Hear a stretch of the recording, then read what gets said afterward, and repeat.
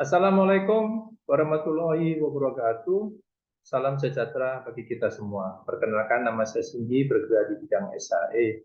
Tema materi yang akan saya sampaikan adalah harga pesawat angkat dan angkut.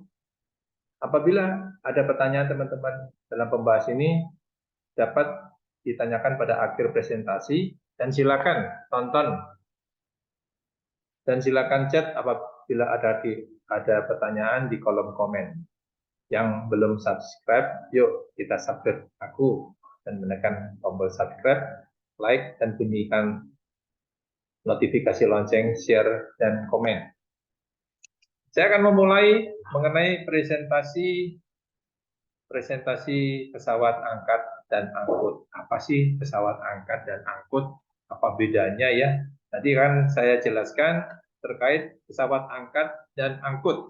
Jadi pertama akan kami sampaikan mengenai pentingnya safety pesawat angkat dan angkut. Banyak kecelakaan yang disebabkan oleh pesawat angkat dan angkut karena kurangnya pemahaman. Jadi teman-teman, dengan artinya kita memahami K3, teman-teman lebih bisa berhati-hati dan bisa mengedukasi di tempat kerja supaya tujuannya kita semuanya selamat dan kita mencapai zero accident. Dan serta kewajiban-kewajiban apa yang perlu kita terapkan menurut regulasi berkaitan dengan K3 pesawat angkat dan angkut. Kita mulai dulu ya. Dasar hukum.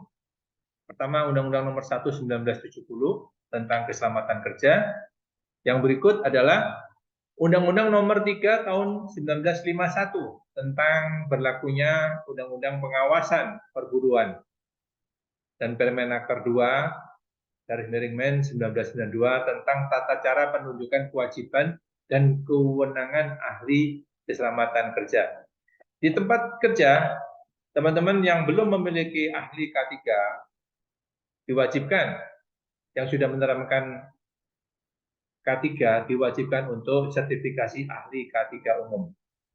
Dan Permenaker 33 tahun 2016 tentang tata cara pengawasan ketenaga kerjaan. Selain kita memahami, kita harus juga memberikan pengawasan, serta PP 50 tahun 2012 terkait dengan sistem keselamatan, sistem manajemen keselamatan dan kesehatan kerja, serta Permenaker 4 Men 1995 tentang perusahaan jasa keselamatan dan kesehatan kerja, serta Permenaker 8 tahun 2020 tentang pesawat angkat dan angkut. Ini adalah latar belakangnya. Permenaker nomor 9 Men 2010 tentang operator dan petugas pesawat angkat dan angkut. Operatornya harus memiliki sertifikasi namanya SIO, sertifikasi alat, surat izin alat, surat izin operasi, itu untuk operator. Sedangkan pesawat angkat dan angkutnya adalah SIA, harus memiliki sertifikasi SIA, surat izin alat yang masih berlaku. Ya, yang berikut Permenaker nomor 5/Men 1985 tentang pesawat angkat dan angkut, Permenaker 8 tahun 2020 tentang pesawat angkat dan angkut juga, dan Permenaker Kepmenaker nomor 452 itu terkait dengan pemakaian pesawat angkat dan angkut jenis-jenis rental. Jadi teman-teman, apabila kita rental atau apabila kita menyewa pesawat angkat dan angkut yang berada di tempat kerja kita, itu wajib diberikan briefing safety, dicek dulu operatornya sudah memiliki SIO, surat izin operasi yang masih berlaku tidak, atau dan alatnya, alat angkat angkut itu sudah memiliki SIA, surat izin alat yang masih berlaku tidak. Setelah itu dipenuhi SIO dan SIA, APD-nya yang dipakai, baru kita memberikan briefing safety dan lakukan juga izin kerjanya.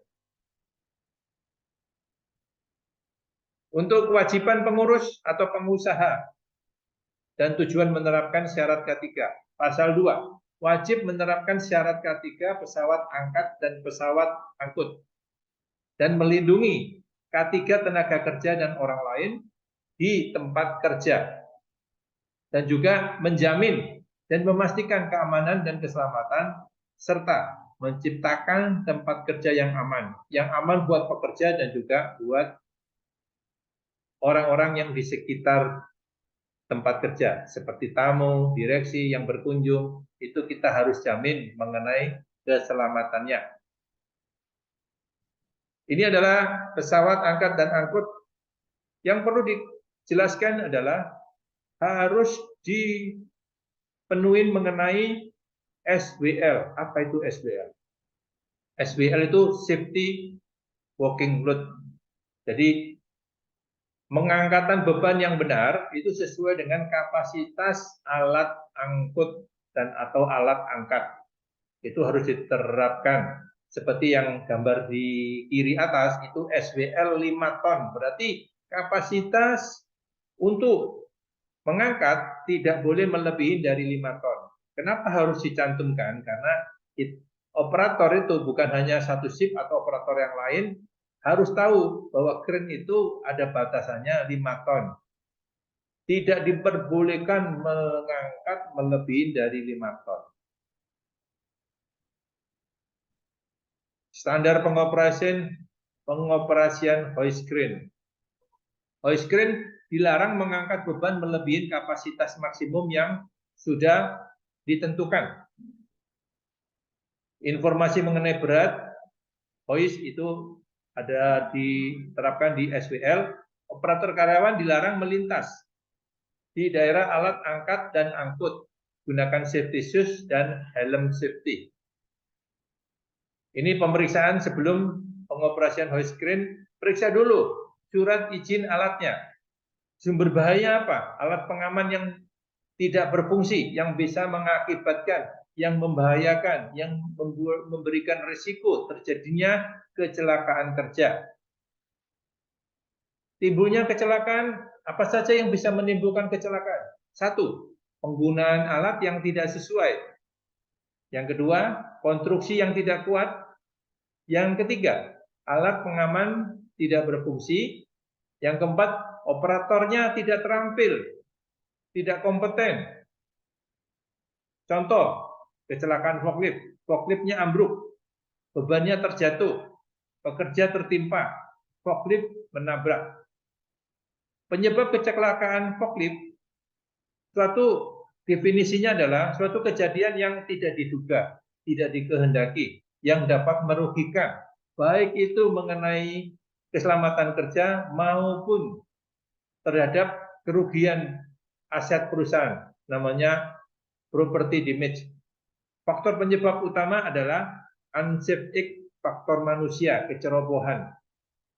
Latar belakang kecelakaan, 1, kerugiannya sangat besar, biaya yang tinggi, terganggunya proses produksi, dan terjadinya lost time, waktu yang hilang, akibat tenaga kerja tersebut dirawat di rumah sakit. Pastikan semua forklift kondisi oke. Checklist forklift harus dicantumkan di forklift tersebut dan disosialisasikan. Setiap pengoperasian forklift harus diperiksa. Forklift tersebut sudah layak belum? Mengenai rem, hidrolik, tekanan ban, dan lain-lain. Harus memenuhi syarat. Apabila ada kerusakan, jangan dioperasikan dan laporkan untuk lakukan perbaikan terlebih dahulu. Ini adalah safety pengoperasian forklift. 1, pastikan forklift dalam keadaan normal.